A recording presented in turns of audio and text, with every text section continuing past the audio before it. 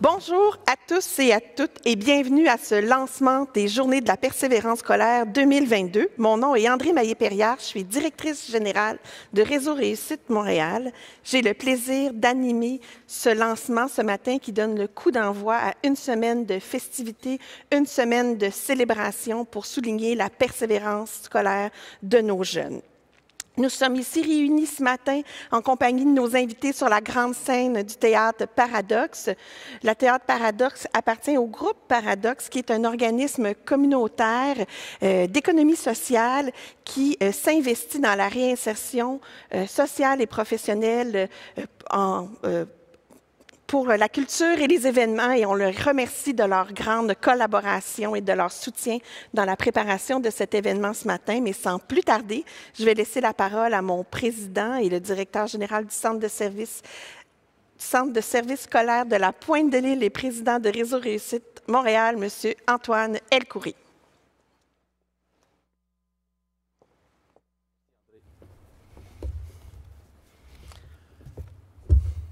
Monsieur Roberge, ministre de l'Éducation, Madame Mécan, ministre de l'Enseignement supérieur, Madame Plante, mairesse de Montréal, chers élus, Monsieur Duvernay-Tardif, Mesdames et Messieurs, membres de Réseau Réussite Montréal et partenaires et invités, merci. Avant tout, bonjour et merci d'être aussi nombreux ce matin pour lancer en grand les Journées de la persévérance scolaire. Nous aurions aimé vous recevoir ici, en présentiel au Théâtre Paradoxe. Mais cette cinquième vague nous a forcés à revoir nos plans. À vous tous derrière vos écrans, sachez que ce lancement a été conçu pour vous. C'est à titre de président de Réseau Réussite Montréal que je m'adresse à vous pour vous souhaiter la bienvenue à ce grand rassemblement autour de nos jeunes, afin de prendre le temps de célébrer le chemin parcouru et de prendre le temps ensemble de se donner un élan pour eux, pour nos jeunes. Cette année, par les journées de persévérance scolaire, nous disons merci. Merci à tous les adultes qui sont autour de nos jeunes et qui ont contribué à donner un sens à leur parcours. Vous savez, au cours des 2 dernières années, la majorité d'entre nous a vu fluctuer son niveau de motivation. Mais les jeunes n'y échappent pas. La motivation, l'engagement, et surtout, avoir un rêve sont des facteurs essentiels à la persévérance scolaire, mais surtout aussi à la réussite de nos jeunes, de nos élèves.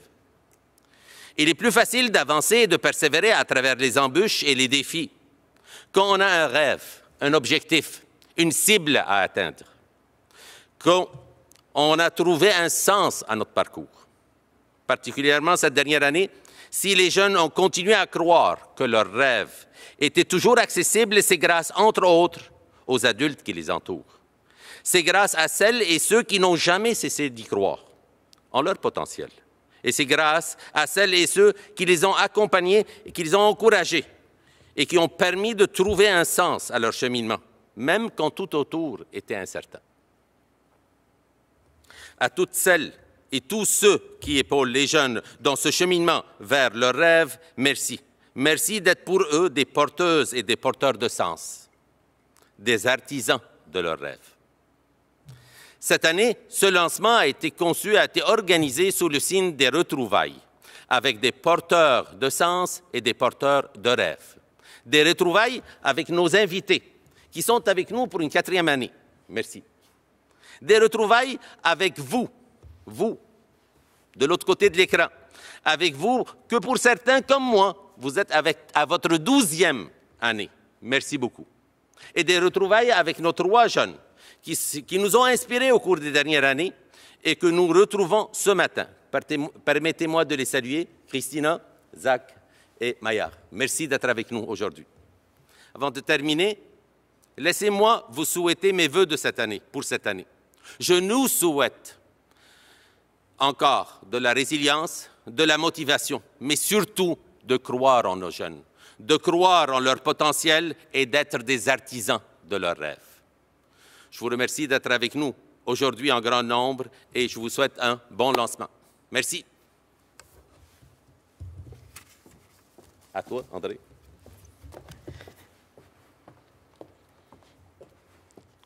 Merci beaucoup.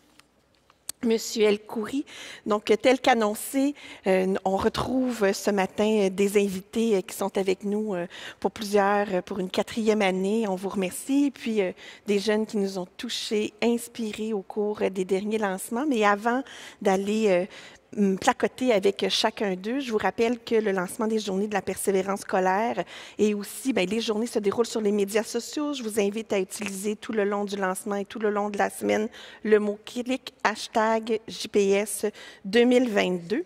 Alors, débutons sans plus tarder avec notre premier invité, à tout seigneur, tout honneur, le ministre de l'Éducation, M. Roberge. C'est la 4e année que vous êtes avec nous, en fait, depuis que vous avez été élu et nommé ministre de l'Éducation. À chaque année, vous êtes présent avec nous et on vous en remercie. Au cours des dernières années, vous vous êtes dévoilé un peu à chacun des lancements. Là, on a appris quel sens avait la chanson L'écrivain d'Alexandre Poulain pour vous. Ouais. Cette chanson là, qui parle du rôle déterminant qu'un enseignant peut jouer dans le parcours d'un jeune. Vous nous avez aussi raconté comme la guitare et un pic de guitare pouvaient être une source de réconfort, de créativité pour vous. Et aujourd'hui, bien, vous êtes encore avec nous là, pour ce lancement des Journées de la persévérance scolaire. Pourquoi c'était important pour vous d'être avec nous ce matin? C'est un rendez-vous incontournable, année après année, de prendre du temps pour souligner, je vous dirais, ce que fait chacun d'entre nous, ce que font les profs, ce que font les parents, tous les membres du personnel scolaire, pour bâtir une espèce de cadre sécuritaire autour des jeunes. C'est un peu ce que vous incarnez avec l'organisation, l'idée qu'on se met tous ensemble, on fait un tous pour un pour la réussite, pour la persévérance. Donc, c'est un rendez-vous à ne pas manquer à chaque année. Donc, merci pour l'invitation puis pour ce que vous faites toute l'année. C'est la semaine de la persévérance, mais on sait que vous êtes actifs toute l'année. Merci encore infiniment d'être avec nous ce matin. On a aussi avec nous Mme Valérie Plante qui vient tout juste d'être réélue là, pour un 2e mandat à la tête de la Ville de Montréal. Félicitations, là, Mme Plante. Merci. Au cours des dernières années, vous aussi, vous vous êtes dévoilée au cours de ces lancements. On a su que vous aviez de l'affection pour le reggae inspiré et engagé de Tiken J. Fakoly. Oui. Et aussi que vous aviez un amour tout particulier là, pour l'humour plutôt grinçant de l'artiste argentin Quino, qui a créé Mafalda. L'année passée, vous nous aviez présenté un objet qui était important pour vous quand vous aviez besoin de vous détendre. Là. On le savait déjà, mais ça nous a confirmé que vous étiez quand même vite sur vos patins. Donc, maintenant, la Ville de Montréal joue un rôle important quand même dans l'organisation des communautés. Là. Pourquoi, pour vous, comme mairesse, c'est important de prendre la parole là, pour la persévérance scolaire de nos jeunes? Bien, merci beaucoup, André, puis merci à tout le monde pour la belle invitation, année après année. C'est un réel plaisir d'être ici, justement parce que parler des rêves, je trouve ça important. Comment est-ce qu'on motive, comment est-ce qu'on s'assure que les jeunes sont motivés à aller de l'avant, malgré les moments difficiles, les épreuves? On ne se le cachera pas, 2 ans de pandémie, c'est tough. Et donc, non seulement les Journées de la persévérance et tout le travail qui est fait à l'année longue, comme M. Roberge le disait, est important, mais cette semaine, je trouve que c'est un moment de célébrer puis de regarder comment est-ce qu'on continue à aller de l'avant pour soutenir notre belle jeunesse qui est, je dois dire, très impressionnante.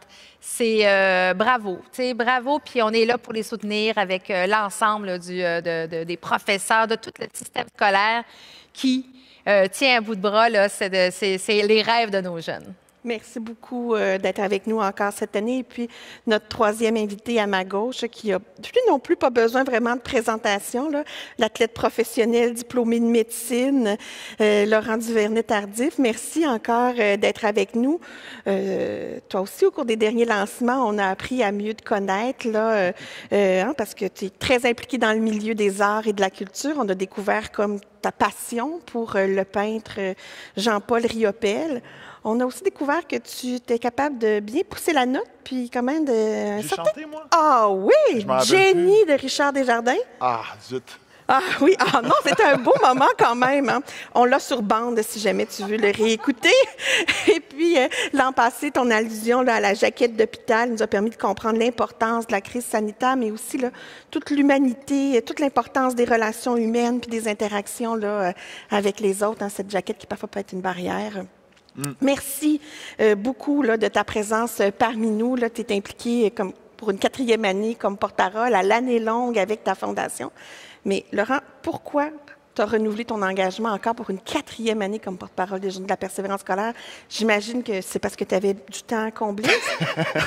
Non, mais honnêtement, s'il y a une cause pour laquelle je trouve que c'est important de s'impliquer, c'est vraiment la réussite éducative de nos jeunes. Puis, c'est drôle parce que les 2 premières années, avec les Journées de la persévérance scolaire, si on m'avait demandé la définition de la persévérance, j'avais parlé d'excellence, d'avoir des bonnes notes à l'école, de performance scolaire. Puis je me rends compte qu'avec les 2 années qu'on vient de passer, c'est tout sauf ça. C'est vraiment d'encourager les jeunes, puis tout l'écosystème qui est autour de nos jeunes, à se trouver un chemin, à avoir l'espoir. On s'en va vers du meilleur. Puis les sondages le montrent aussi. Les jeunes ont espoir en l'avenir. Puis je pense qu'il faut juste célébrer ça. Puis l'école, c'est plus qu'avoir des A, des B, des C en mathématiques, en français.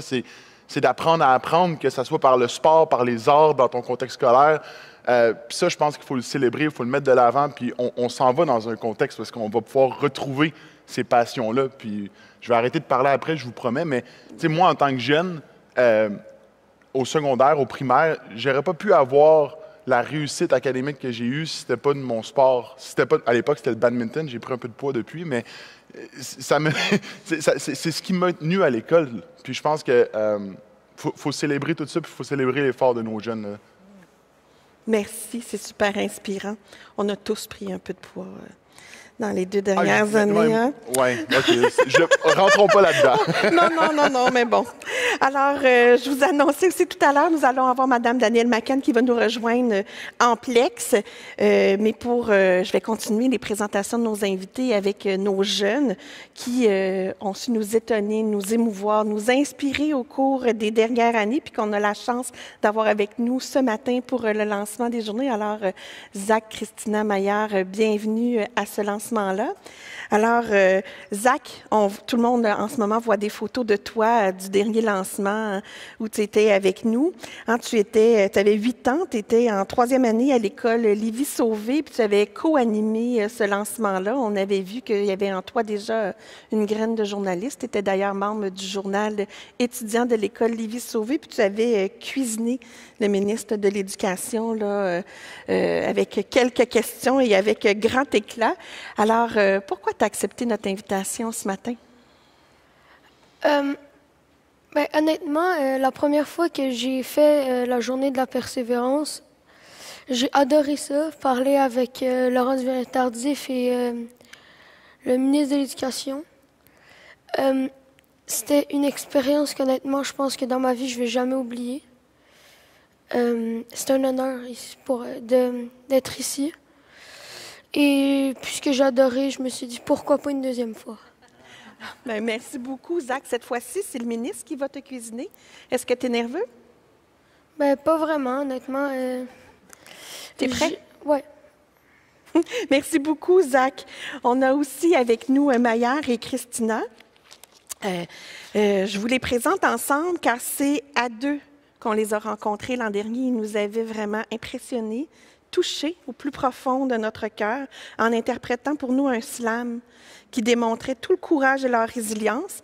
Avant de discuter avec eux, je vous propose qu'on réécoute le slam qu'ils nous avaient partagé en conclusion du lancement l'an dernier.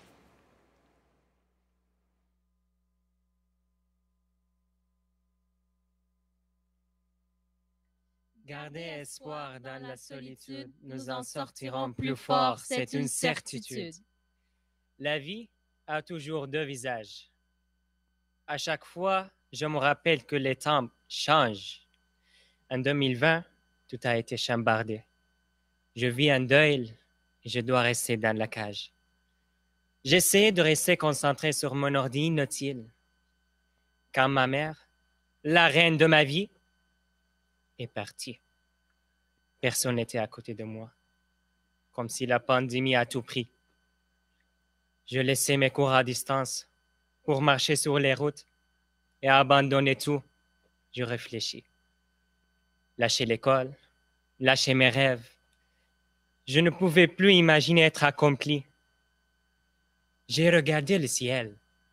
Je cherchais le soleil de l'espoir. je ne voyais que du nuage. Est-ce que ma mère est contente parmi les anges? J'étais sûr d'une seule chose. Elle sera fière si je garde courage. Je respire encore. Alors il me reste des tâches à finir avant mon dernier voyage.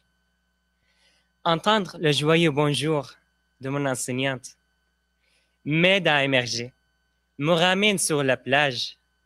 Il fallait vraiment que je me donne une chance pour le ciel de ma vie se dégage. Malgré tout, j'ai continué mon chemin. J'ai continué mon chemin et j'ai cassé la peur avec un petit sourire sur le visage. Gardez l'espoir, rayons fort, car les masques cachent nos beaux sourires et n'oublions pas, les temps changent.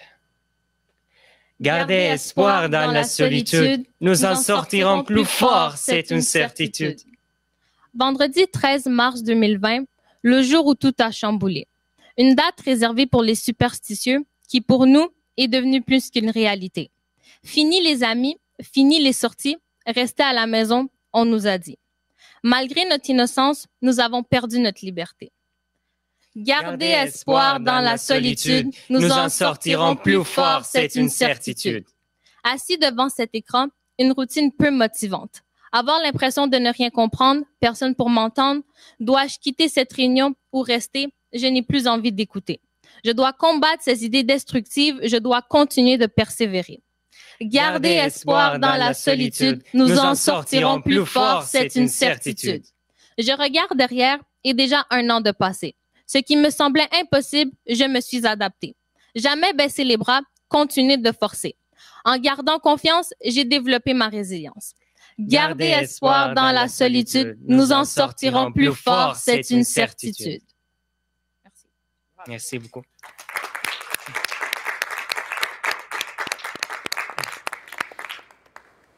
Pour nous, c'était un incontournable de réécouter votre slam.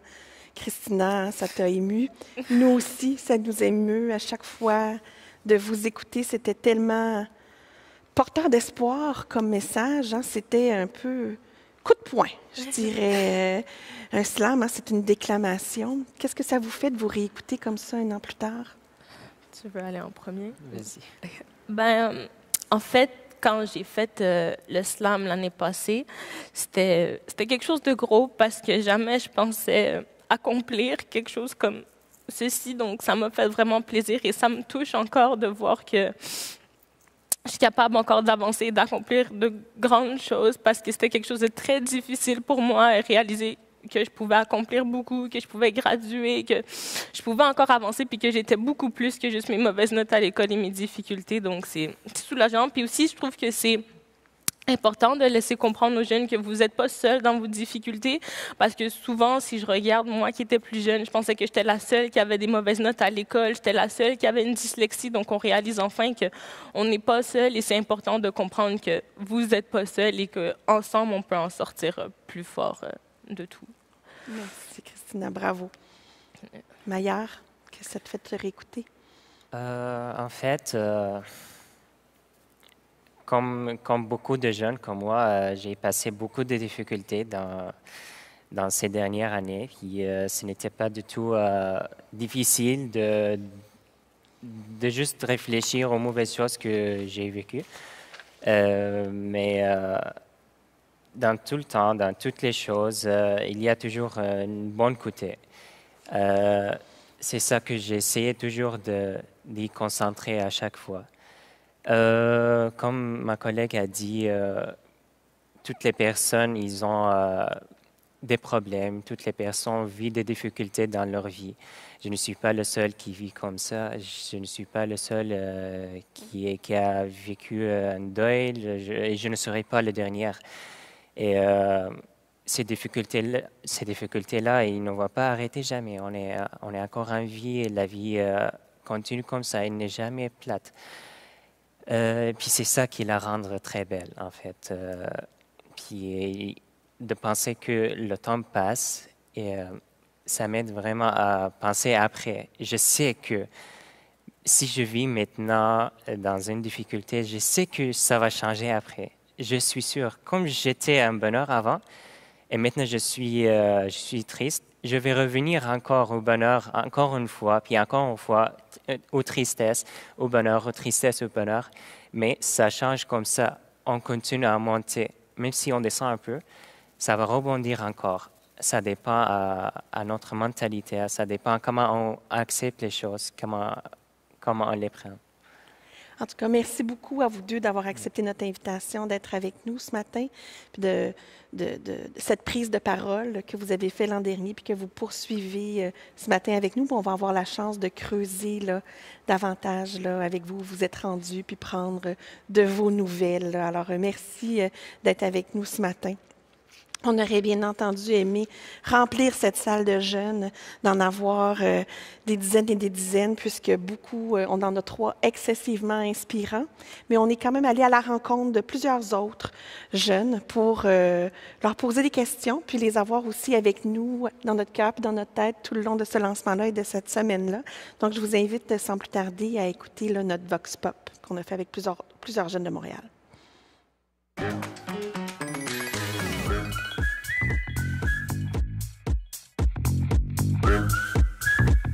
Ce qui motive le plus en ce moment, c'est surtout les enseignants, parce qu'on a la chance d'avoir des enseignants qui sont vraiment très supportifs. What motivates me the most to pursue things in an extracurricular context is definitely the added skills and values that come with them. Trying to get the highest marks that I could possibly achieve in order to become successful.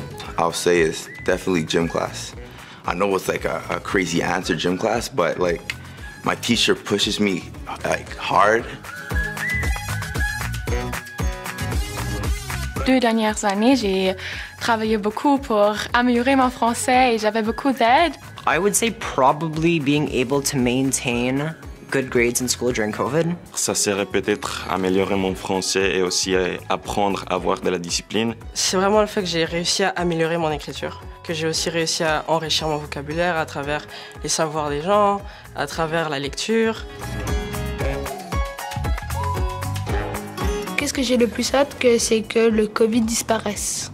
Un jour, je pourrais dire, oui, j'ai fini mes études et maintenant, je peux vraiment aller sur le monde du travail. Ça va être ma dernière année au primaire. Fait que j'ai quand même hâte à l'année prochaine. J'ai hâte d'aller en secondaire pour me faire des nouveaux amis et connaître des nouveaux gens. J'ai hâte de voir je ressemblerai à quoi plus tard. Vraiment dans le sens où je serai quel genre de personne. J'ai juste hâte de savoir ce que moi je veux être. Mon rêve, ce serait de devenir éducatrice à la garderie parce que j'aime beaucoup les enfants. Je garde souvent ma petite sœur et mon petit cousin. Mon rêve, c'est d'être une architecte et d'avoir ma propre compagnie. My biggest dream is to become a cardiothoracic surgeon. I know that's a really hard level to achieve. I feel like if I put my mind to it, I can achieve it. Peut-être devenir médecin pour pouvoir ouvrir un hôpital qui serait dans un pays défavorisé ou un pays qui en a vraiment, vraiment besoin. Mon plus grand rêve, c'est d'être artiste et être actrice. Being able to look back on my past and see what I've accomplished. I want to be in a job where I help people.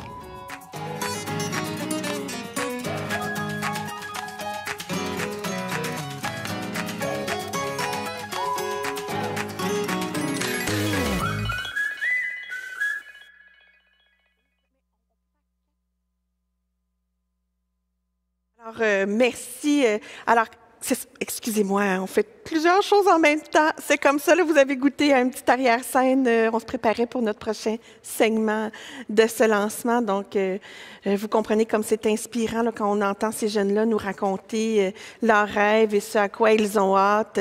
C'est vraiment très mobilisant, puis ça nous donne envie de travailler tous les jours à soutenir leur persévérance et leur réussite scolaire. Donc, pour notre prochain segment de ce lancement, on a convié chacun de nos invités à un duo. Donc, on va les inviter à échanger ensemble, à faire connaissance, nous parler de leur parcours. C'est un moment pour aller les uns vers les autres, à l'écoute de l'autre. C'est un moment aussi de mettre en lumière le parcours de nos jeunes. Alors, c'est pour ça qu'on les a mis là, en duo, pour avoir l'occasion là, d'entendre plusieurs points de vue. Alors, On va se lancer. Pour lancer ces duos-là, on va toujours les lancer par une question que je vais vous poser à vous, chers amis, l'autre côté des écrans. Je vais vous inviter à répondre, puis ensuite de ça, je vais poser la même question à nos invités. Je vais les inviter à répondre, puis ensuite de ça, on pourra commencer la discussion. Tout au long de cet échange-là, si vous le souhaitez, vous pouvez utiliser la section commentaires dans l'application pour émettre vos commentaires, mais vous pouvez aussi, si vous le souhaitez, utiliser le question-réponse. Si vous avez une question à poser à nos invités, bien, on ira voir, là, puis on pourra là, prendre des questions de vous qui êtes à l'écoute si vous le souhaitez. Alors, sans plus tarder, on va y aller avec une première question que vous allez voir apparaître à l'écran. Nous nous sommes demandé quelle était la proportion des jeunes aux études de 15 à 22 ans qui savent quel emploi ils veulent occuper plus tard ou dans quel domaine ils veulent travailler. À votre avis, voici les choix de réponse que vous avez. Ce sont 20 des jeunes qui le savent dans quel domaine ils veulent travailler plus tard, 32 42 55 67 75 ou 83 des jeunes. Ça en est des chiffres, hein, ça. Il y a de quoi être étourdi. Alors, vous pouvez répondre. Là, moi, je vais ici, le sondage est commencé. Là, nos répondants là, ont commencé là, à se prononcer, à savoir pour eux là, quels étaient, à votre avis, les 15-22 ans. Quelle est la proportion de ces jeunes-là qui ont une bonne idée? 15-22 ans aux études. Moi, je vais y aller au milieu. Là.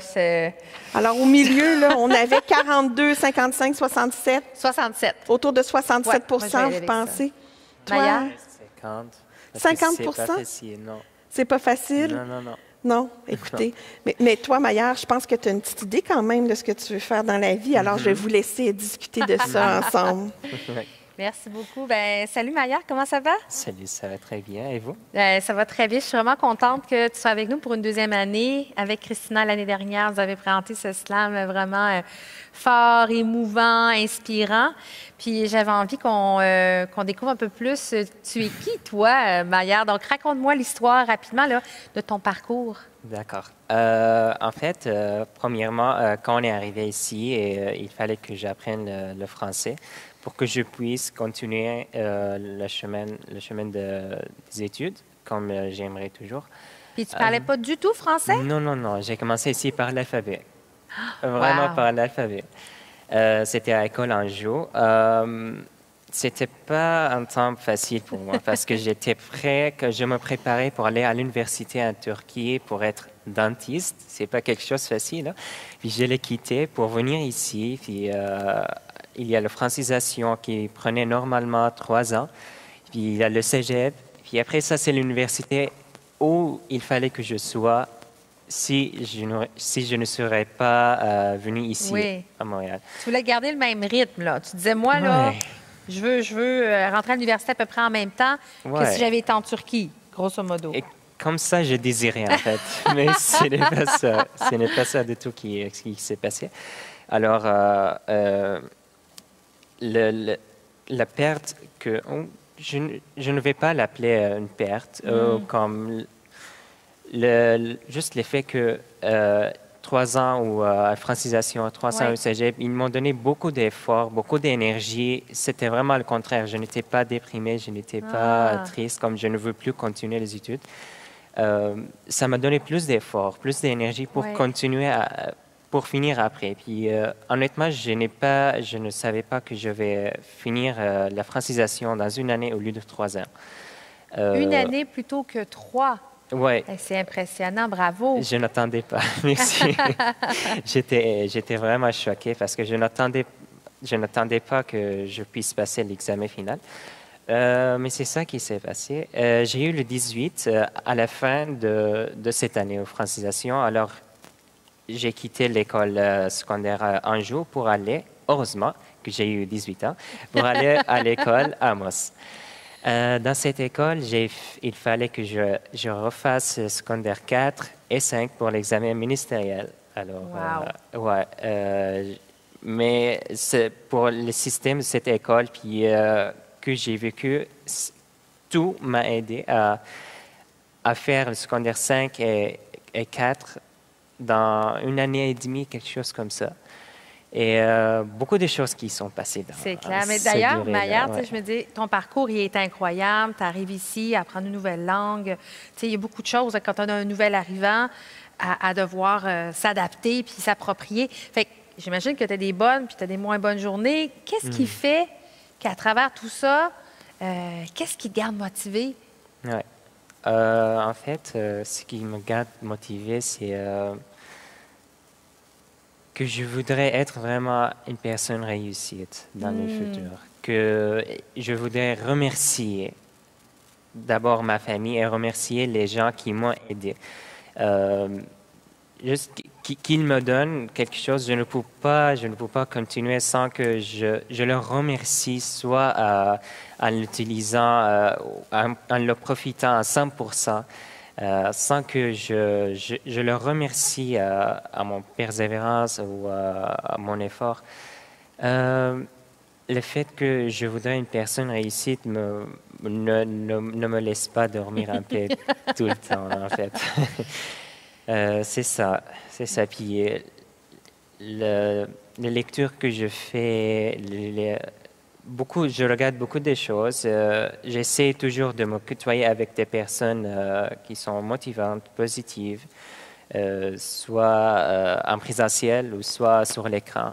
J'essaie ça aussi, c'est tout un défi. Donc, comme quoi, faut se trouver des façons d'être motivé malgré le Zoom ou en tout cas malgré le pas présentiel. Mais là, ça revient le présentiel. Est-ce que tu as hâte? Mais oui, je suis déjà en présentiel au cégep. C'est super. Fait que tu es sur le campus, tu vois des amis. Ben écoute, je pense que... Oui, je t'en prie, André. Maillard, lorsque je t'ai informé que tu serais jumelée avec Mme Plante, tu m'as dit que tu avais quelque chose à lui dire sur Montréal. Oui. C'est le temps, je veux savoir. Vas-y. Je t'écoute. Oui, en fait, ce qui m'a aidé plus à apprendre le français, que c'était vraiment très facile, que j'aime Montréal, grâce à vous et grâce aux Montréalais, laissez-moi dire. J'ai beaucoup aimé Montréal. C'était vraiment une ville très, très pertinente. Je voulais vraiment vous remercier parce que à la fin, il y a toujours c'est vraiment grâce à la boutique où on vit, grâce à bon environnement, grâce à tout ce que vous faites. Vraiment, ça m'a aidé à aimer la place où je suis, puis apprendre le français, puis continuer à contribuer dans la société, puis faire de bonnes choses pour la société que je l'aime comme elle-même.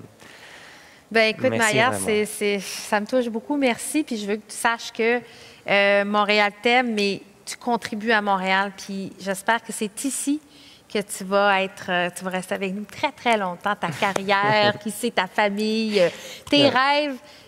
Montréal est là pour les accueillir, en tout cas. Fait que bravo. Je tiens vraiment à te féliciter pour ton parcours. Merci. C'est très inspirant. Merci beaucoup. Merci beaucoup à vous deux. Je vous garde encore quelques instants. Je vais vous dire que la salle, elle était un peu moins optimiste que vous quant à la quantité de jeunes qui avaient une idée de ce qu'ils voulaient faire, peut-être comme métier ou études. En majorité, c'était 37 % leur choix, 32 % de notre salle. Je lis-tu bien? Oui. Je lis-tu bien? Je pense que je ne sais pas si je lis bien. Peu importe, je vais vous dire la bonne réponse. C'est 75 %. On a, par un sondage léger, on a conduit un sondage léger marketing auprès des jeunes de 15-22 ans aux études, puis 75 % d'entre eux nous ont dit qu'ils avaient une idée.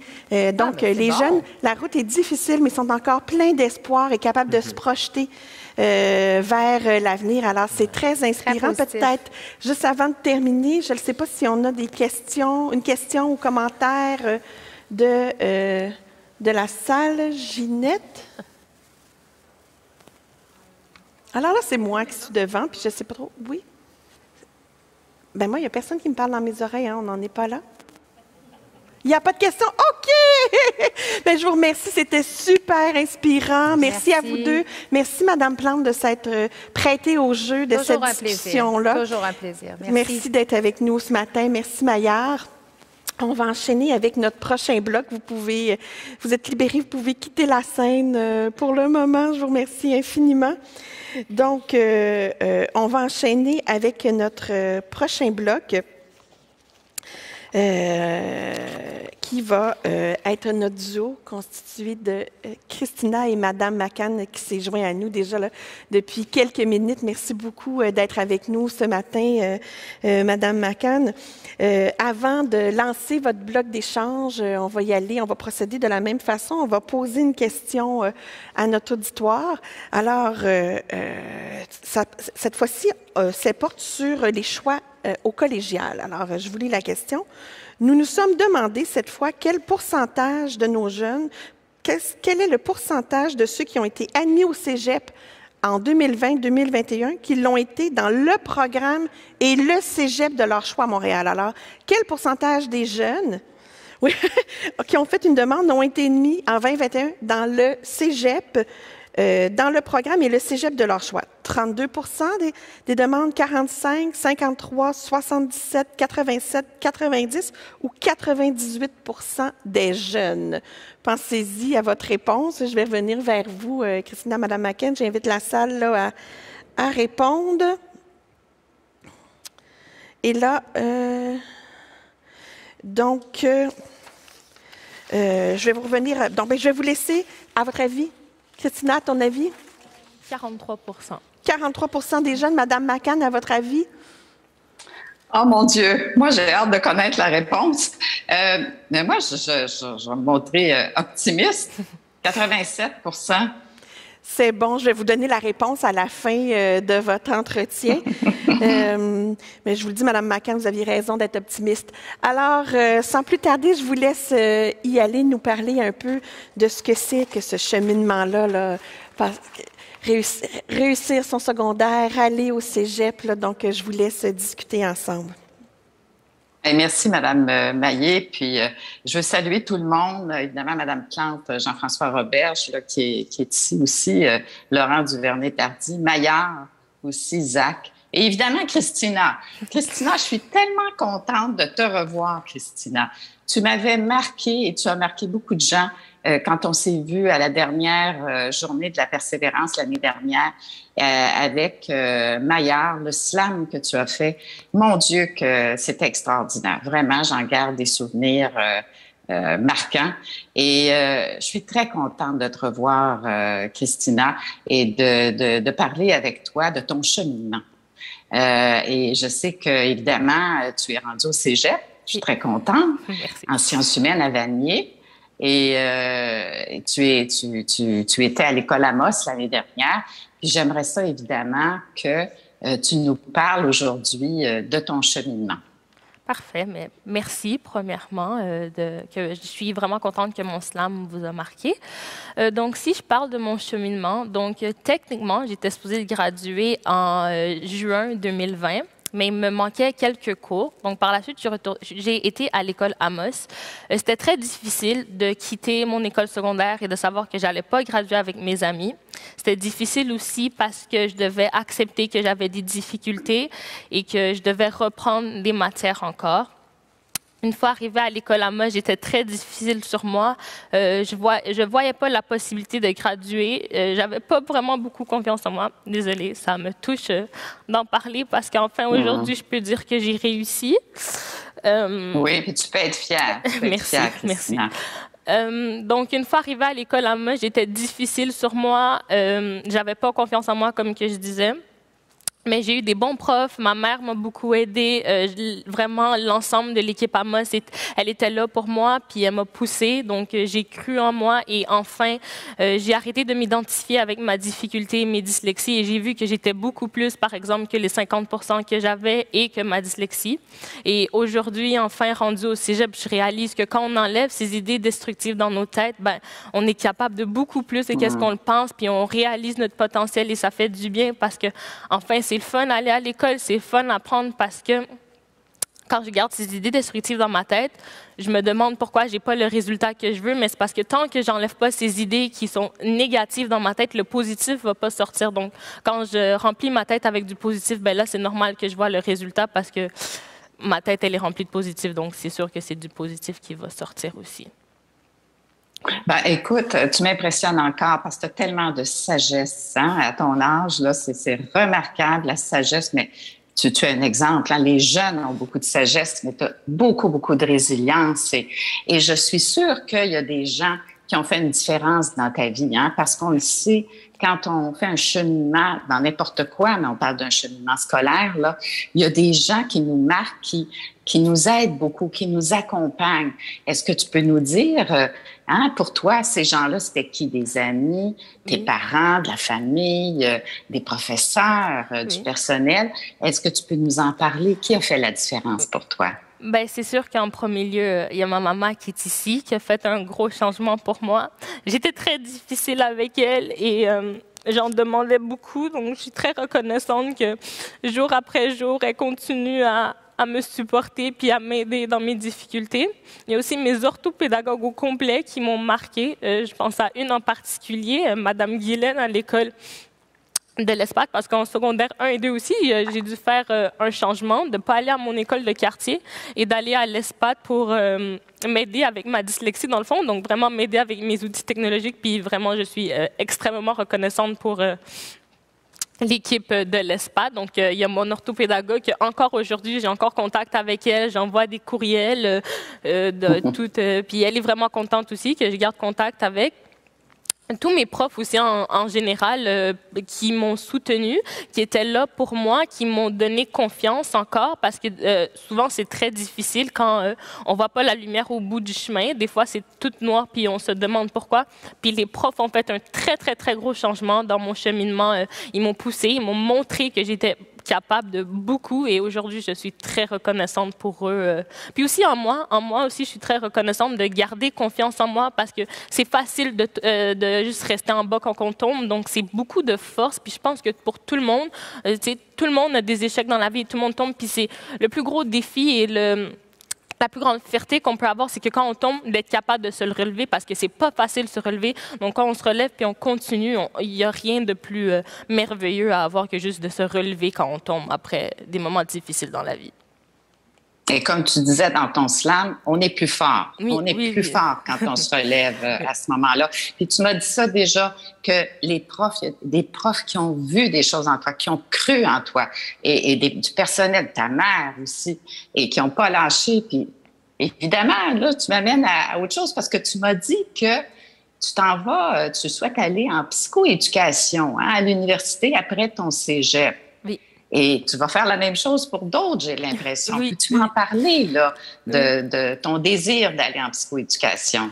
Mais en fait, je pense que c'est important d'aider les personnes. Donc, en juin 2019, j'ai commencé à travailler dans un camp avec des enfants TSA et ils m'ont marqué à un point parce que souvent, on a tendance à séparer les enfants TSA des enfants neurotypiques et dire que ça, c'est un et ça, c'est l'autre. Et j'avais aussi, je faisais la même chose avec moi et ma dyslexie. Je disais que ça, c'est un enfant qui a de la facilité à l'école, qui est juste doué à l'école, puis après, il y a moi. Je me mettais dans une case à part quand à la fin de la journée, les deux, on est des élèves, les deux, on est des étudiants. Donc, je pense que c'est important d'aider les personnes et de réaliser qu'on est beaucoup plus fort que juste nos difficultés, qu'on est plus fort que nos échecs dans la vie, puis que c'est important de ne pas abandonner parce que à la fin de la journée, on va réaliser que je l'ai fait, puis ça fait du bien. Et aussi de séparer souvent nos étapes dans la vie. Souvent, quand j'attaque un problème, je vois le gros du problème avant même de voir le début. Donc, aller du début, puis après continuer petit à petit, puis on va réaliser enfin que je l'ai fait, puis c'était pas si difficile que ça, puis on va être fiers de nous, vraiment. Tu es vraiment inspirante, Christina. Vraiment, vraiment. Moi, je suis vraiment impressionnée. Puis, je te poserais une question sur la pandémie, parce que tu sais, ton cheminement, là, ça s'est fait dans un contexte où c'était à distance, là, ton passage là, au cégep. Qu'est-ce que la pandémie t'a appris, là? À ne jamais abandonner et que le meilleur arrive bientôt. C'est sûr que pendant la pandémie, c'était difficile et on avait l'impression qu'on n'allait jamais s'en sortir, puis j'avais l'impression que j'allais jamais être en présentiel. Donc, de juste garder espoir, vraiment, ça fait un gros changement. De voir les deux côtés de la médaille, que, OK, oui, il y a des mauvais jours, mais encore là, il y a des bons trucs qui vont arriver. Donc, c'est vraiment de garder espoir qui m'a aidé. Et ça doit faire toute une différence d'être en présentiel, hein, oui. Christina? Oui, beaucoup. Ça fait du bien. Oui. Écoute, je te remercie vraiment, vraiment beaucoup. Merci. Mesdames, je vous remercie infiniment pour cet entretien. Je vous garde encore quelques instants pour dévoiler les résultats là, du sondage. Mais Christina, ton mantra demeure, en garder espoir dans la solitude. Nous en sortirons plus forts. C'est une certitude. On voit que c'est un fil conducteur de ton parcours, vraiment. Écoutez, dans la salle, là, vous avez pour la plus grande majorité choisi 77% des jeunes. Eh bien, c'est 90%.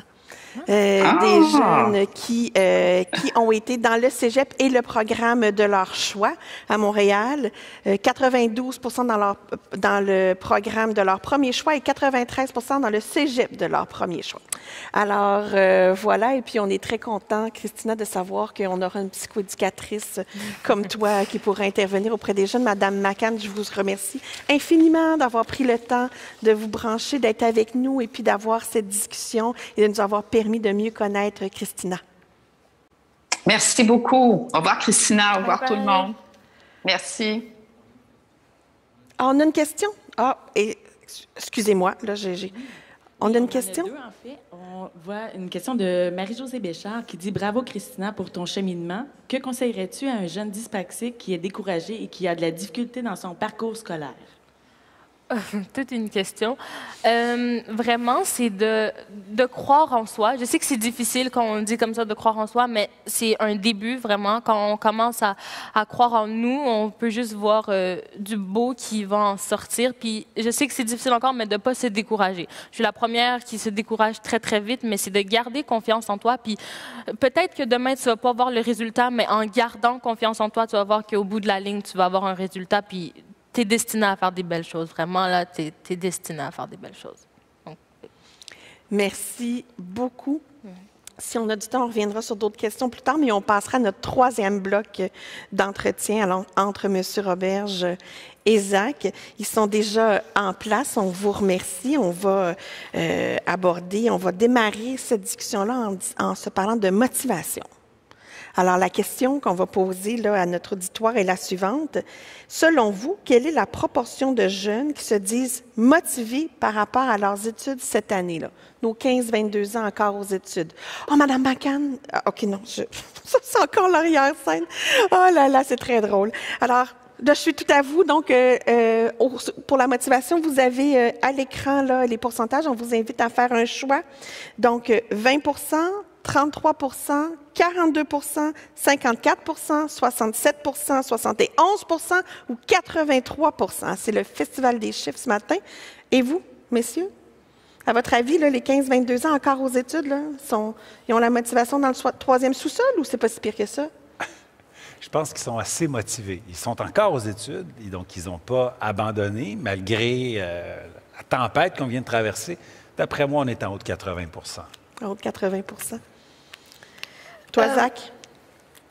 Ben, comme l'a dit M. Roberge, s'ils sont encore aux études, ça veut dire pas nécessairement qu'ils aiment l'école, mais ils veulent réussir dans la vie.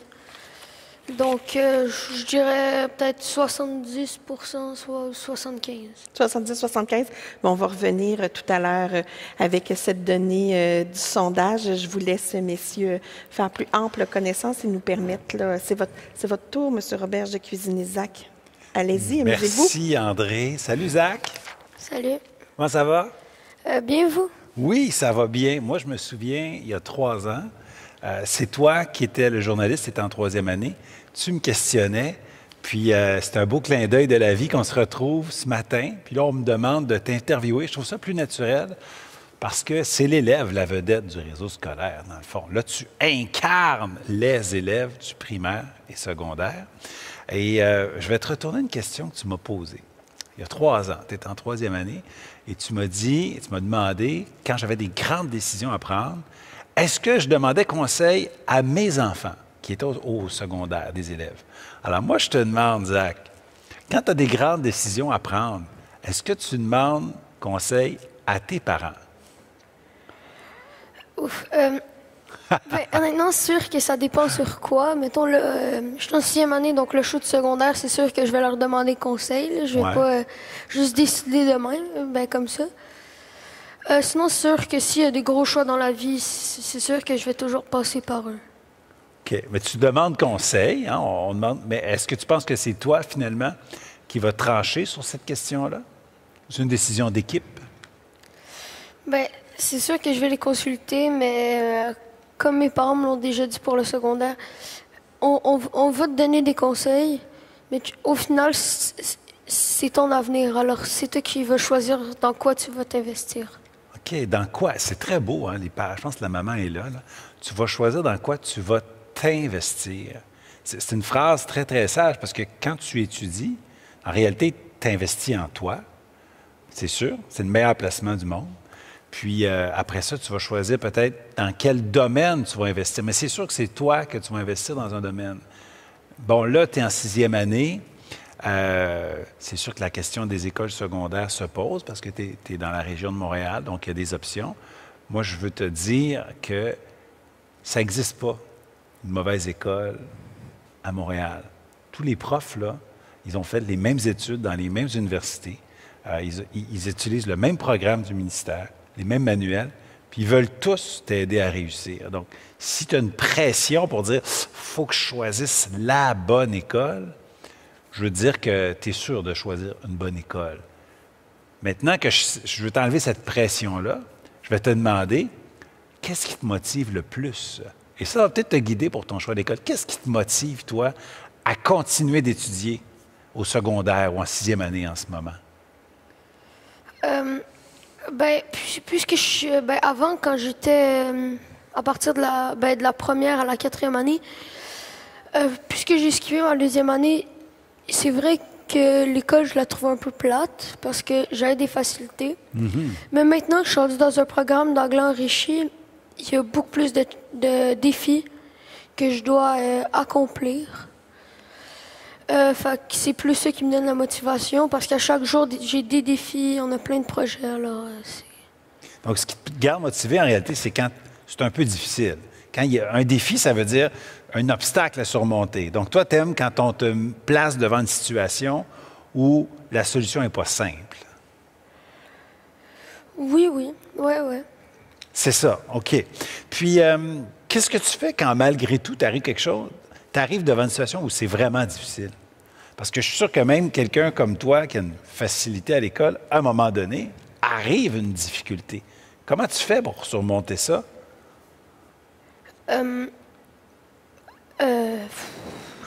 Honnêtement, par exemple, s'il y a un examen, que j'ai de la difficulté, c'est sûr que avant l'examen, je vais me préparer, je vais demander des conseils aux profs si je sais que c'est pas une matière que je suis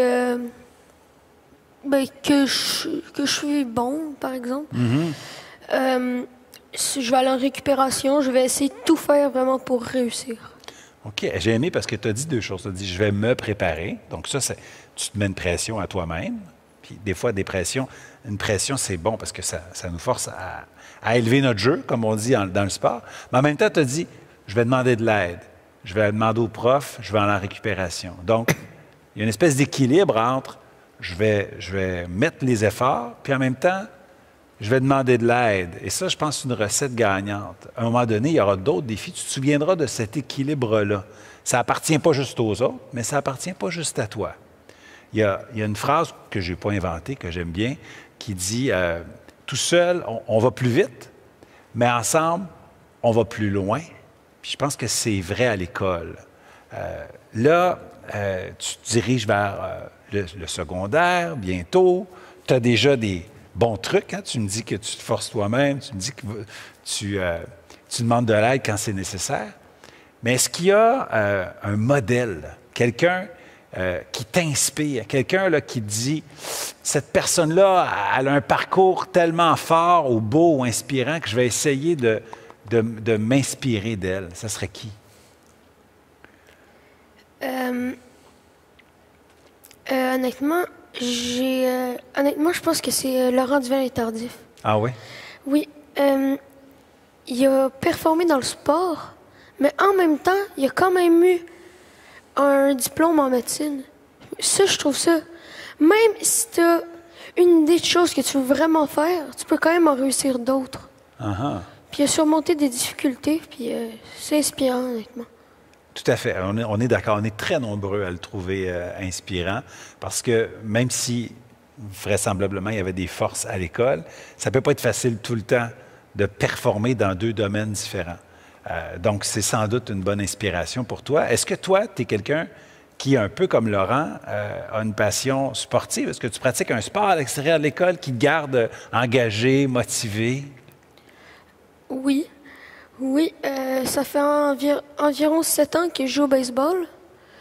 Puis j'ai joué au hockey pendant 5 ans. Donc, le sport, baseball, hockey. Et tu penses que, là, tu m'as parlé de ce que tu as fait, donc les années passées.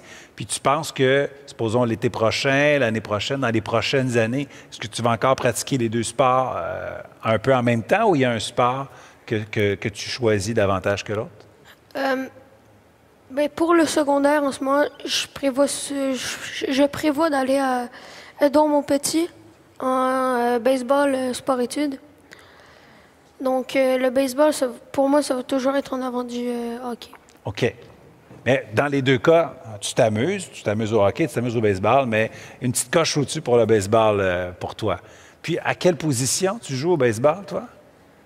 Moi, je suis catcher. Je peux jouer un peu n'importe où, à part dans le champ. Ça, c'est genre... T'aimes pas ça être dans le champ, toi? Non, c'est la seule position que je suis pas fan. Mais il ne faut pas trop se spécialiser non plus parce qu'il faut s'amuser. Hein? Il faut essayer toutes sortes de positions. Je comprends que si tu me dis « j'aime pas être dans le champ », c'est parce que tu l'as essayé. C'est une bonne affaire. Puis je te vois bien dans le rôle de receveur parce qu'un receveur, c'est un leader, hein? Ouais, c'est quelqu'un qui guide, qui travaille en équipe avec le lanceur. Puis même, je pense que c'est le receveur qui analyse les forces et faiblesses de l'autre équipe. Est-ce que je me trompe? Oui. Vous vous trompez pas, mais oui. Oui, je suis pas dans le champ, là. Non, c'est ça. OK, c'est correct. C'est pas mal ça. Surtout, ce que j'aime du receveur, c'est j'aime la position en tant que telle. Ouais. J'aime le rôle. Ouais. Mais de pouvoir, par exemple, diriger mon équipe, connaître les faiblesses de l'adversaire, puis juste... Le receveur, c'est la position qui fait analyser le jeu. Parce que dans toutes les autres positions, moi, en tant que receveur, oui, derrière le marbre, je vois tout le jeu. Mon lanceur, il voit juste le dos. Fait que je peux comme guider le jeu puis juste diriger les gars de mon équipe. Puis ça, j'adore ça. C'est un peu ça que je disais tantôt, hein? Un leader qui s'investit, qui aime les défis, parce que c'est tout un défi, en réalité, d'analyser le jeu au complet. Et puis, ça donne une perspective. Hein? C'est quelque chose à garder dans ta vie. On sort du baseball. Avoir une perspective, un petit pas de recul, regarder les différentes matières, tes forces, tes faiblesses, les options qui s'offrent à toi, puis demander de l'aide à quelqu'un, mais garder du leadership par rapport à ta vie. Je te sens vraiment dans le siège du conducteur. Tu es bien assis aujourd'hui, mais je te sens dans le siège du conducteur. Les grands qui ont parlé tantôt étaient très inspirants, mais je pense que toi aussi, tu es très inspirant, puis je vais faire une demande spéciale. J'aimerais ça que vous le réinvitiez, Zach, dans 2, 3, 4 ans. Je pense qu'il va y avoir encore des belles choses à nous dire. Je suis d'accord. Je pense que s'inscrire dans la continuité quand on accompagne les jeunes puis qu'on les soutient dans leur persévérance, ça veut dire reprendre des nouvelles régulièrement. D'accord, on réinvitera Zach si Zach accepte toujours notre invitation dans quelques années. Ça nous fera plaisir de vous revoir sur notre plateau. On a quelques commentaires de la salle. On va aller les prendre, mais merci beaucoup de nous avoir permis de mieux connaître Zach. C'est d'avoir appris un peu ce qui le passionne, comment il se motive. Et puis aussi, là, je suis très contente que ce soit vous qui ayez posé les questions sur le baseball, parce que moi, j'y connais absolument rien. J'ai appris moi-même beaucoup de choses au travers de cette discussion-là. Donc, on s'en va tout de suite rejoindre, je crois que c'est Nancy ou Ginette qui ont quelques commentaires à nous partager.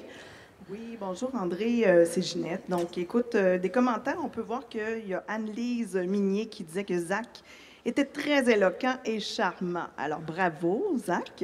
Mais de façon générale, depuis le début de l'événement, là, on voit plusieurs commentaires qui parlent autant de Maillard, Christina et de Zach qui disent qu'ils sont extrêmement inspirants, beaucoup de mots d'encouragement, de ne pas lâcher. Donc, bravo pour les 3 jeunes jusqu'à maintenant. Là, beaucoup de beaux commentaires, donc il faut vraiment persévérer. Merci beaucoup. On va terminer avec la question qu'on avait posée à la salle. Alors, vous étiez là prononcés. Pour ce qui est de nos participants, la majorité d'entre eux ont dit 67 %. Bon, la question de la motivation, hein, c'est toujours quelque chose qu'il faut contextualiser. Cette question-là, on l'a posée fin décembre, début janvier à ces jeunes-là. On était vraiment dans les annonces sanitaires, 5e vague, école en ligne, confinement, couvre-feu. Donc là, c'était autour de 71 % qui nous ont répondu, là, qui se sentaient motivés. Mais ça, on a pris plein de mesures depuis 2 ans, puis on le sait que ça fluctue. Moi, je suis convaincue, puis il y a d'autres éléments qui nous laissent penser que ça va remonter bien en haut, cette motivation-là. Puis d'ailleurs, je vais avoir quelques autres résultats à vous partager dans ce sens-là. Alors, messieurs, merci beaucoup. Alors, on va maintenant passer à la présentation de la prochaine édition des Journées de la persévérance scolaire. Merci. Donc, on va commencer par visionner cette vidéo, cette capsule de cette prochaine campagne. Une fois, je devais faire une présentation orale d'un PowerPoint et j'en avais jamais fait, ni mes parents. La technologie, pour eux, c'est pas trop leur force. Donc, ils se sont quand même assis avec moi, même s'ils étaient très occupés. Et à la fin, quand je suis arrivée à l'école, j'étais tellement heureuse parce que tout marchait. J'étais tellement fière de moi, il y avait plein d'animations. Moi, les mathématiques, ça a vraiment été un gros défi pour moi. Ma mère s'en était rendue compte, alors elle a su contacter un tuteur qui s'appelait Monsieur Youssef. Il était là pour discuter avec moi et m'aider à découvrir qui j'étais et à gérer mon stress. Grâce à lui, je suis devenu meilleur en mathématiques et dans les autres matières. Mais surtout, je suis devenu une meilleure personne et j'ai réussi à contrôler mon stress. J'ai récemment commencé ma première job. Oh, j'adore ça, gagner un peu d'argent puis me sentir un peu plus autonome. Mais avec les cours en ligne, c'est assez difficile. Un jour, mon gérant Jean m'a convoqué pour une petite rencontre. Il m'a dit que j'avais l'air fatiguée ces temps-ci. Quand je lui ai expliqué mes difficultés, il a tout de suite pris le temps de modifier mon horaire de sorte à me donner moins de travail et me permettre de plus me concentrer sur mes études. Et le fait qu'il ait pris ce temps-là pour moi, ça fait toute la différence. Merci papa, merci maman. Merci Monsieur Youssef. Merci Jean. Vos gestes prennent tout leur sens parce qu'ils favorisent concrètement la persévérance scolaire de nos jeunes. Tous les jours, vous les motivez, vous contribuez à leur réussite, vous préparez leur avenir. Merci d'être pour eux des porteurs de sens.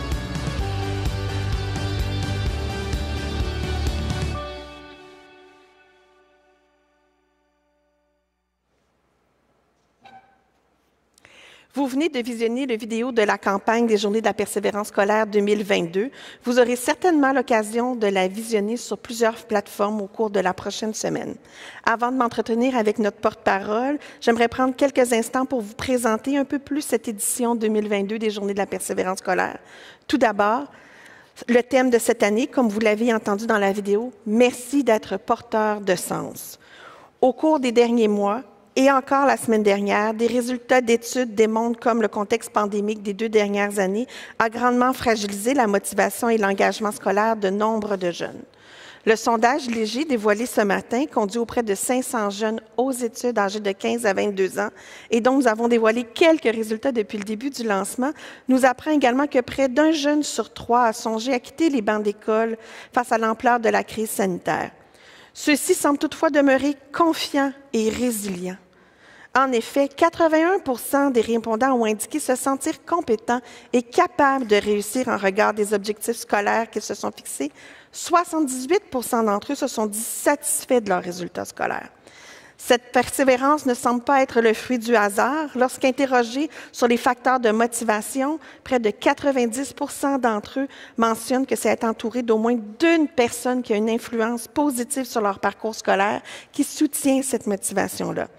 Ainsi donc, cette année, nous souhaitons témoigner notre gratitude aux adultes significatifs qui gravitent autour des jeunes partout au Québec, ceux dont les gestes bienveillants les aident à persévérer, à s'ancrer davantage dans leurs aspirations, à maintenir leur motivation, à donner du sens à leur parcours.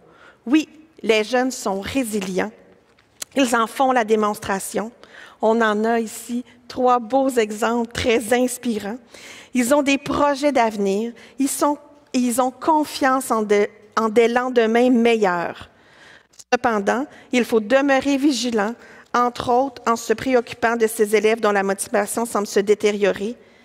Notre présence et notre appui peuvent vraiment faire une différence. En ce sens, mon équipe vous a préparé un webinaire sur le rôle des aspirations professionnelles le 17 février prochain. Nous aurons 3 expertes avec nous, Mme Josée Landry, présidente de l'Ordre des conseillers et conseillères d'orientation du Québec, Mme Catherine Légaré, présidente et fondatrice d'Académos, Mme Ève Cyr, directrice générale du CJA Hochelaga-Maisonneuve. Elles aborderont entre autres les notions suivantes. Quelles sont les aspirations scolaires et professionnelles? Pourquoi elles sont si importantes? Est-ce que les passions sont essentielles quand on parle d'aspirations professionnelles?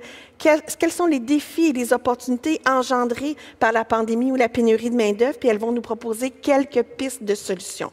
Alors, c'est un rendez-vous à ne pas manquer si vous intervenez auprès d'adolescents et de jeunes adultes. Mais les journées de la persévérance scolaire, c'est aussi l'occasion de s'intéresser à l'entrée à l'école de nos tout-petits. Au cours des derniers jours, la semaine dernière, il y a eu plusieurs célébrations des 100 jours. Qu'est-ce que c'est que cette célébration des 100 jours-là? Pour ceux que ça fait longtemps qu'ils sont allés dans une classe de maternelle, c'est la 100e journée d'école. Habituellement, c'est la journée où on compte pour la première fois toute la classe ensemble jusqu'à 100. Oui, c'est ça la fête des 100. Alors, toutes sortes de parades de maternelle avec des pancartes 100 partout, là, des fêtes du chiffre 100 au cours des derniers jours. Alors, dans ce cadre-là, le chantier montréalais pour la transition vers l'école convie les acteurs montréalais à une discussion, à une causerie sur cette transition-là vers l'école, vers la maternelle. C'est aussi les journées de la persévérance scolaire. Et nous terminerons la semaine à nouveau avec M. Roberge, qui sera à la Chambre de commerce de Montréal pour une causerie à laquelle nous vous invitons à participer en grand nombre. Mais les JPS, à grand nombre, mais les JPS, c'est aussi et surtout l'occasion de poser des gestes envers nos jeunes pour les encourager.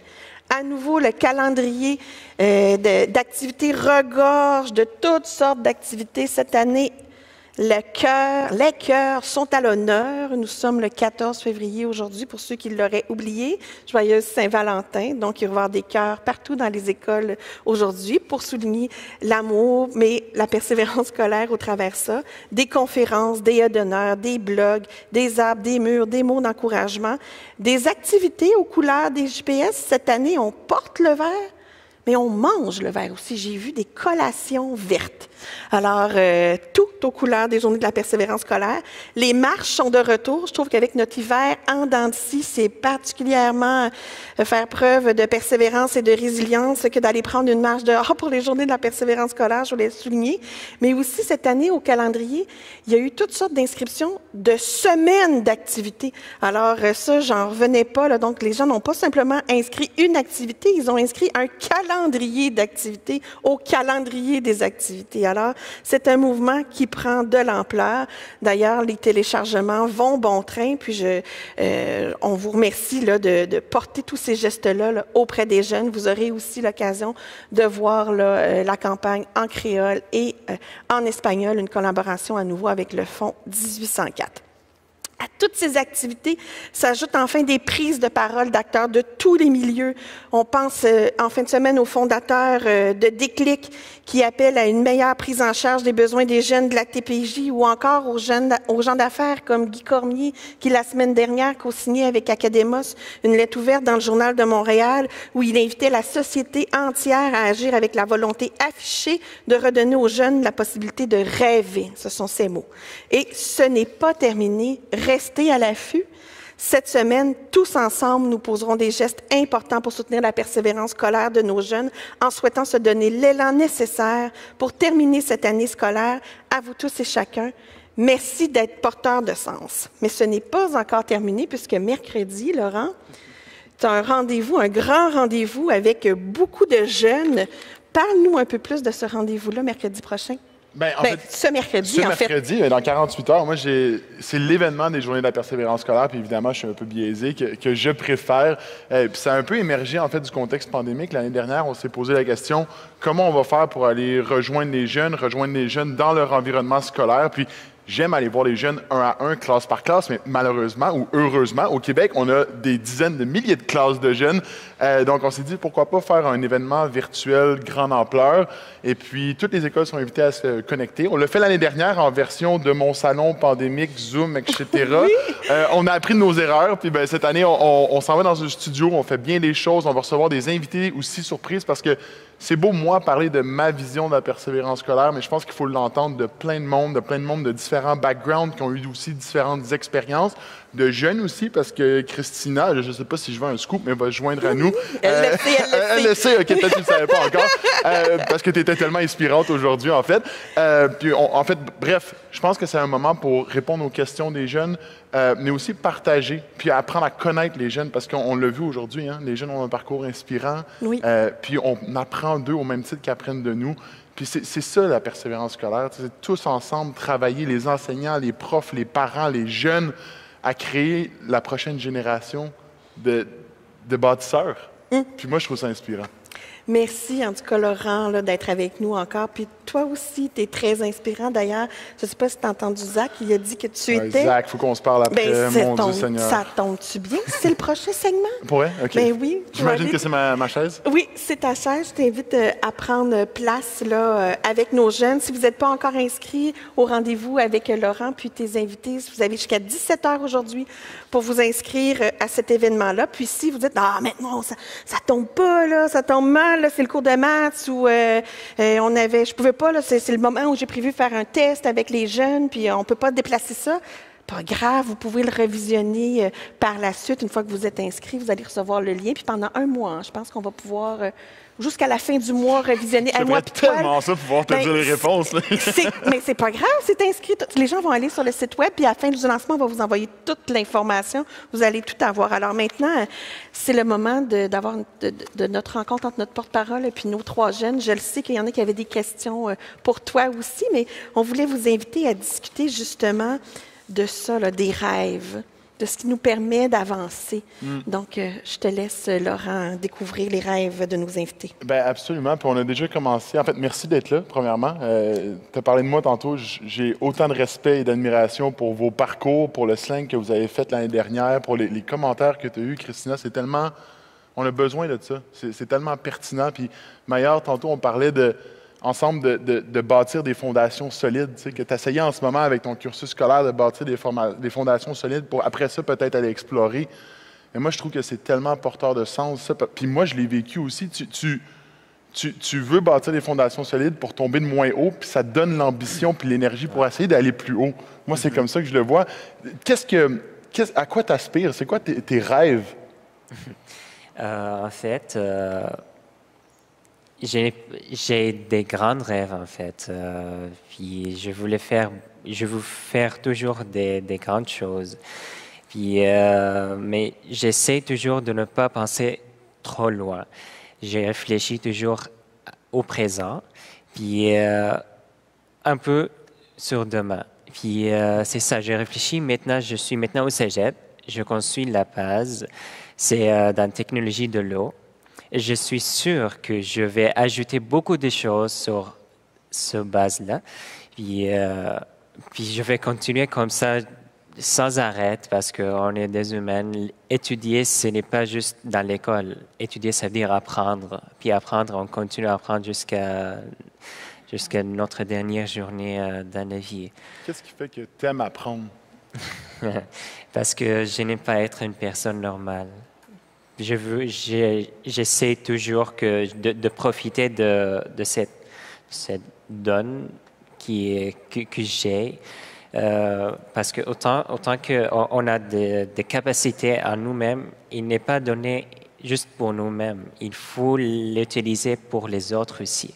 Comme les personnes qui sont riches, ils ne sont pas riches pour juste eux-mêmes. Il faut utiliser cette richesse pour aider les autres. On est des humains, on ne vit pas tout seul, on est une société. Alors, c'est ça, avoir beaucoup d'énergie, beaucoup de grands rêves. J'essaie de me garder toujours motivant. Puis que je vais aider les autres, ça me motive encore plus. De pouvoir aider les autres, ça me motive vraiment beaucoup. J'ai aimé ce que tu as dit par rapport aux rêves, comme quoi tu penses à aujourd'hui et un peu à demain. Puis tu ne veux pas te projeter trop loin. Puis honnêtement, je suis un petit peu comme toi aussi. Quand je me projette trop loin, si on m'avait dit au secondaire, pense à la NFL, j'aurais été terriblement angoissé, je pense, sincèrement. Puis d'avoir des buts qui sont quantifiables, mesurables, je pense que c'est une façon, pour moi en tout cas, de gérer cette pression-là. Toi, Zach, qui as des aspirations de joueur de baseball professionnel, non, je blague, mais est-ce que tu te projettes dans 5 ans, dans 10 ans, ou tu essaies d'avoir des objectifs pour demain, pour la semaine prochaine? Moi, c'est sûr que je vais y aller petit bout par petit bout. Puis, honnêtement, comme vous l'avez dit, moi, mon rêve, c'est pas de jouer dans la MLB. J'aimerais plus être commentateur sportif. OK. Parce que j'aime parler à du monde, puis la communication, puis le sport, pour moi, ce serait le top. Ça serait ta façon de combiner les deux? Ouais. Puis est-ce que mettons, en ce qui a trait à tes prochaines étapes dans ton parcours scolaire pour arriver à ce rêve-là, est-ce que tu sais comment tu veux y arriver?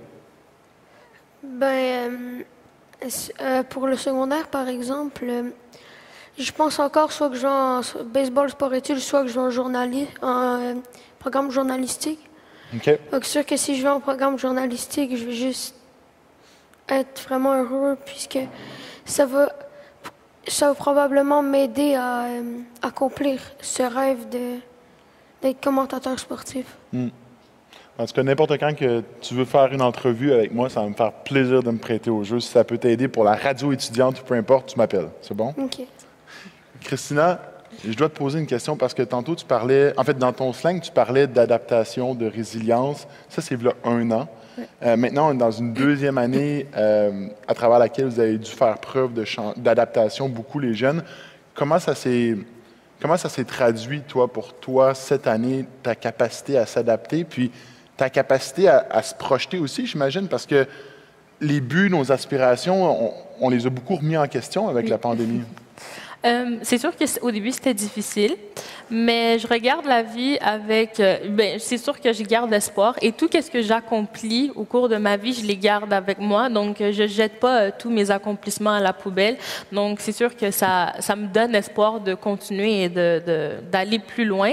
Et aussi de penser peut-être à mon futur. Moi, qu'est-ce que j'aimerais faire au futur et mes rêves, c'est d'inspirer un peu les jeunes et le futur de demain, en fait, de réaliser que tu es plus fort de qu'est-ce que tu penses. Souvent, on va souvent avoir des idées destructives à l'intérieur de nous, puis c'est vraiment d'être capable de regarder ces difficultés ou ces idées destructives et dire que je suis plus fort que ces idées, puis je suis capable de beaucoup plus. Donc, c'est vraiment de ne pas s'abattre dans le fond et de continuer d'avancer. Parce que c'est pas facile pour tout le monde.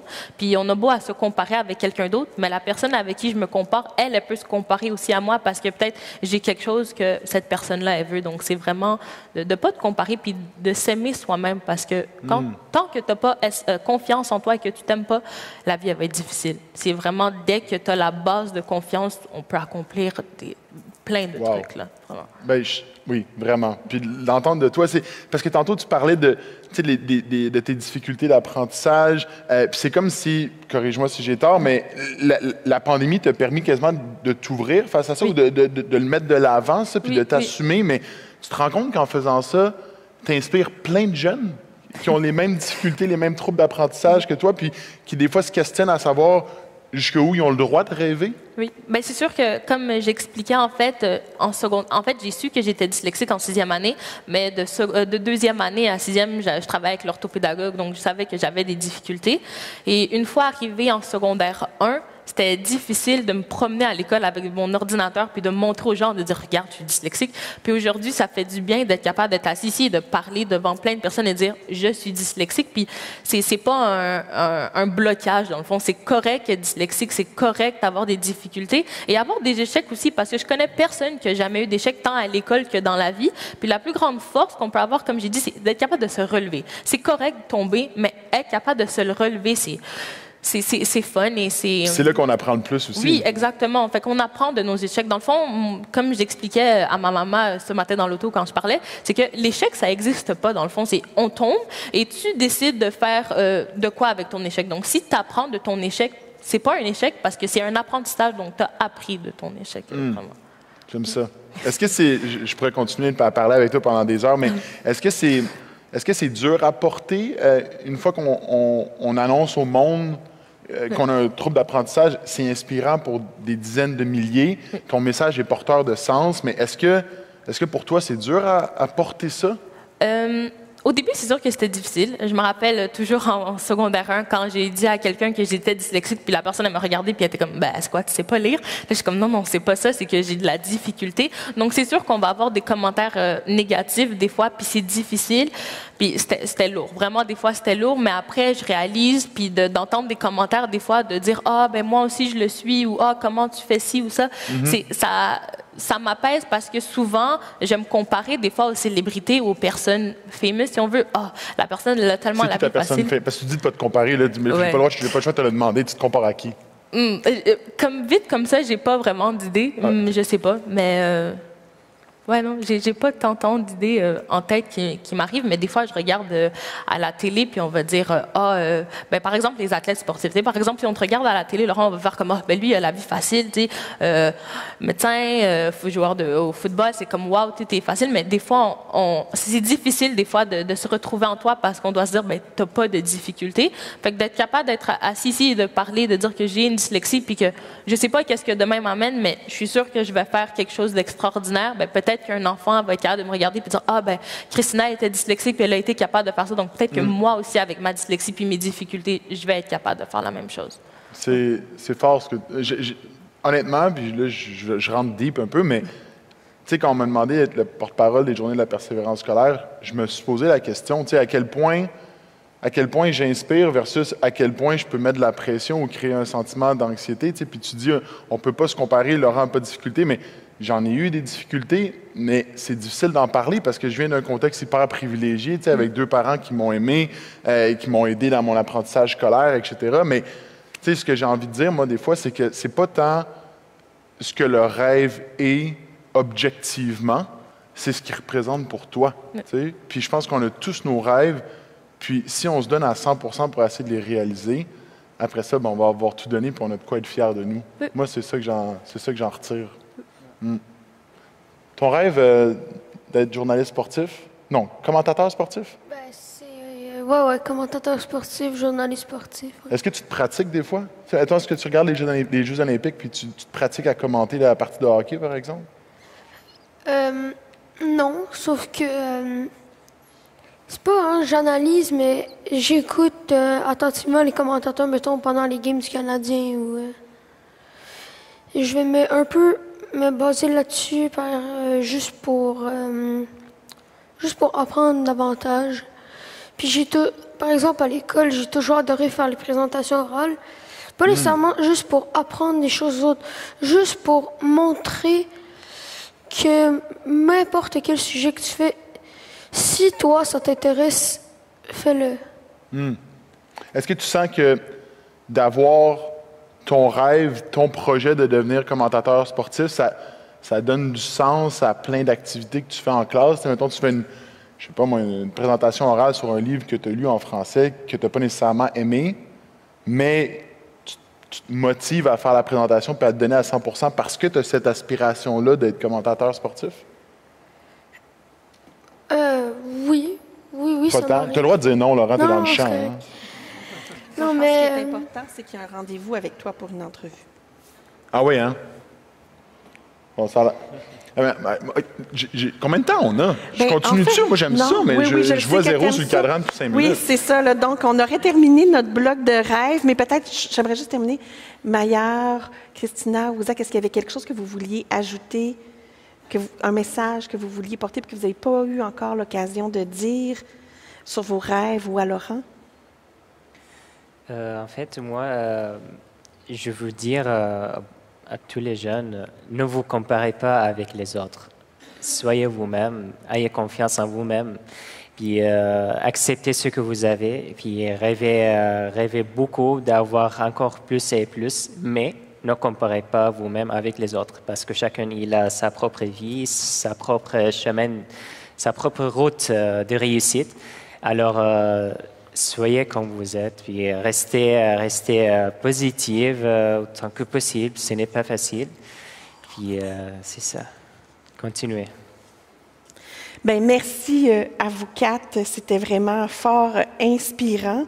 Maillard et Christina, je vais vous garder sur la scène pour le dernier bloc, la conclusion là, de ce lancement. L'entrevue. Ah oui, vous pouvez. Merci beaucoup d'avoir été avec nous. Je vais vous reprendre sur la scène à la toute fin. Donc, peut-être là, se préparer. Je vais demander à Nathalie Labelle de venir nous rejoindre. Ah oui, elle ne sait pas. C'est une surprise. Maillard, est-ce que tu as les feuilles que tu voulais? Est-ce que tu es allé les chercher? Tu as tout? Oui, OK, parfait. Donc, si vous voulez vous lever. Ah, ben, tu m'en voudras.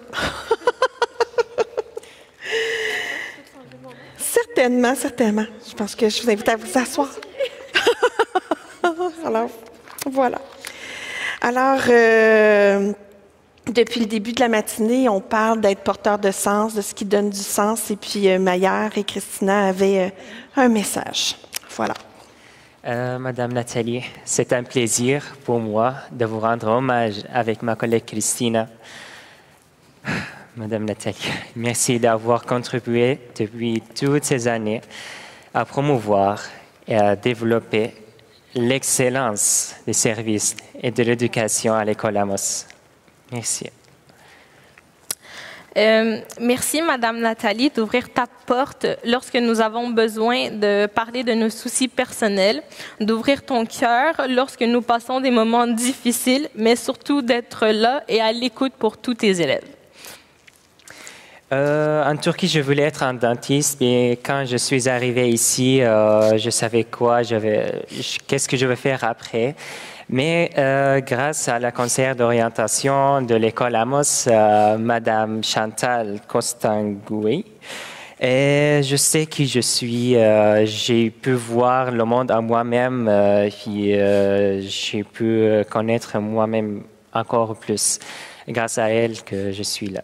Merci, Madame Chantal. Deuxièmement, j'aimerais remercier Madame Betty, ma prof de français à l'école d'Amos. Donc, merci Madame Betty d'avoir été aussi exigeante envers moi, d'avoir cru en moi et d'avoir vu au-delà de mes difficultés. Tu m'as fait croire en moi et réaliser que j'étais beaucoup plus que ma dyslexie.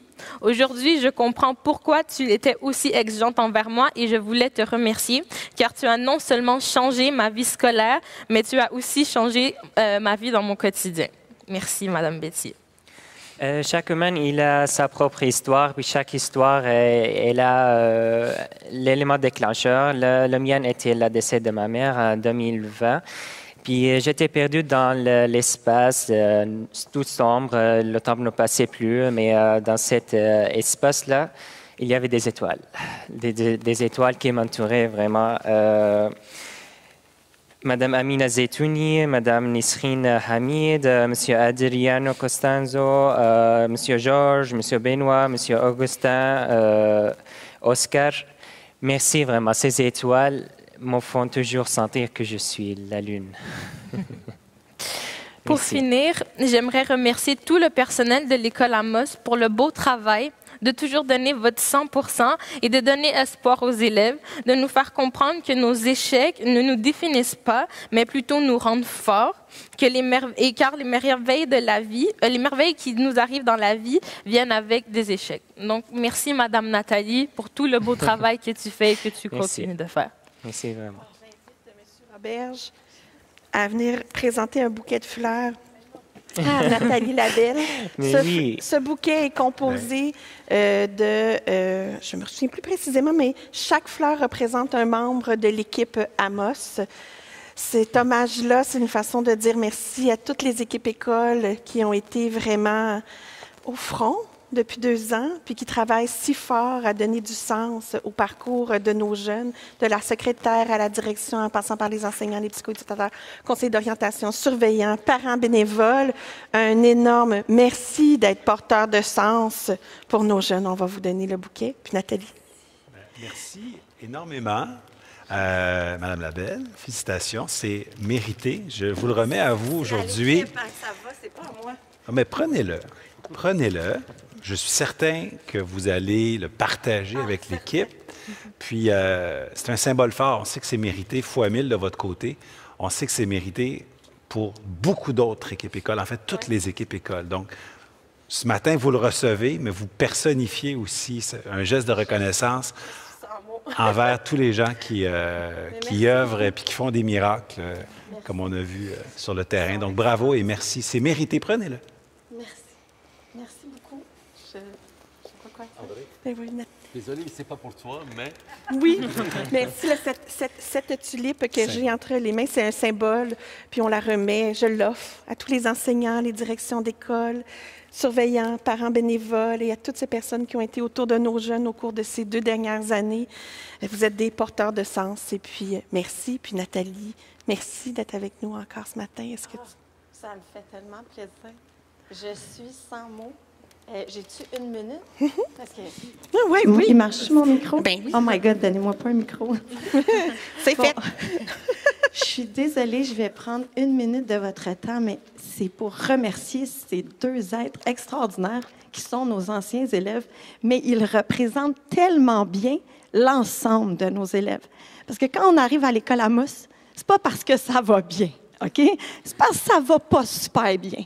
Fait qu'ils sortent après 1 session, 2 sessions, 3 sessions avec ce discours-là, ça m'impressionne et c'est grâce à tous ces gens-là qui sont ici et qu'ils ont pris le temps de nommer.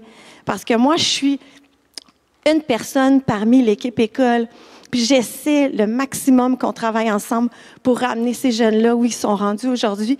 Puis c'est ma plus belle paye et c'est leur plus belle paye à eux aussi. Fait que je veux juste vous remercier, Réseau Réussite Montréal, M. Roberge, M. Elcoury, qui va nous quitter bientôt, puis nos élèves et les parents de nos élèves qui nous font confiance, que même quand on appelle 72 fois pour dire qu'ils sont encore pas là ou que ça va pas. Fait que merci d'être avec nous parce qu'on fait une différence, puis on le voit aujourd'hui, puis des fois on l'oublie à chaque jour dans notre brouhaha.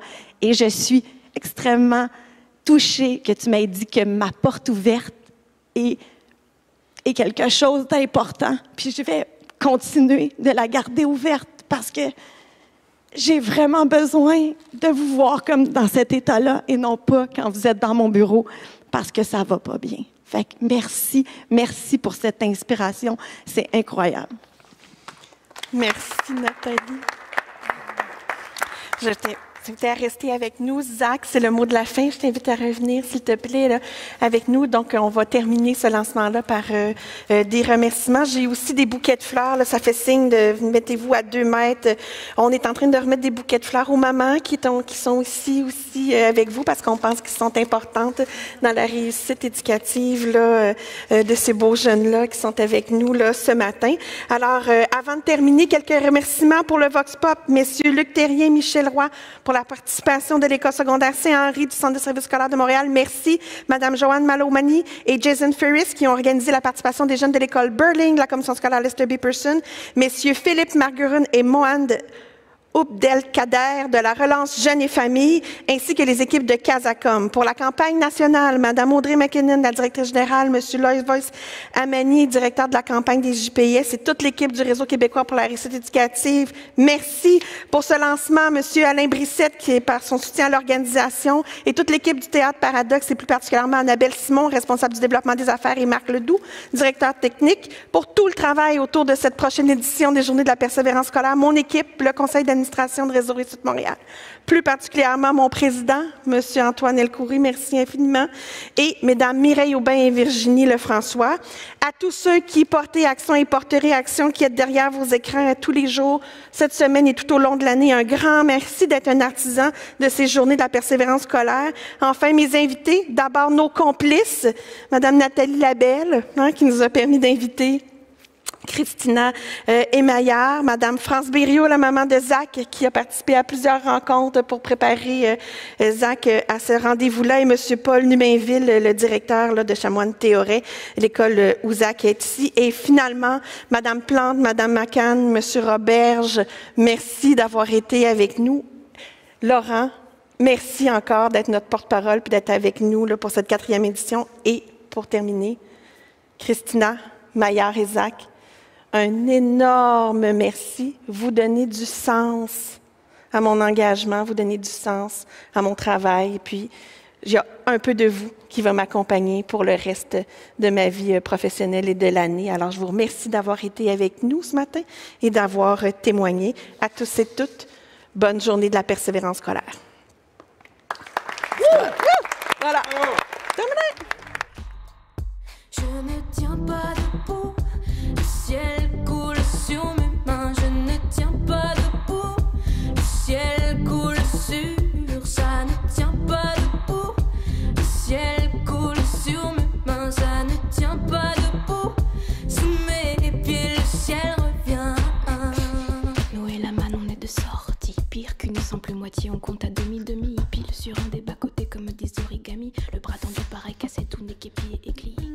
Ces enfants bizarres, crachés dehors comme par hasard, cachant l'effort dans le griffoir, et une creepy song en étendard qui fait je vais tout mon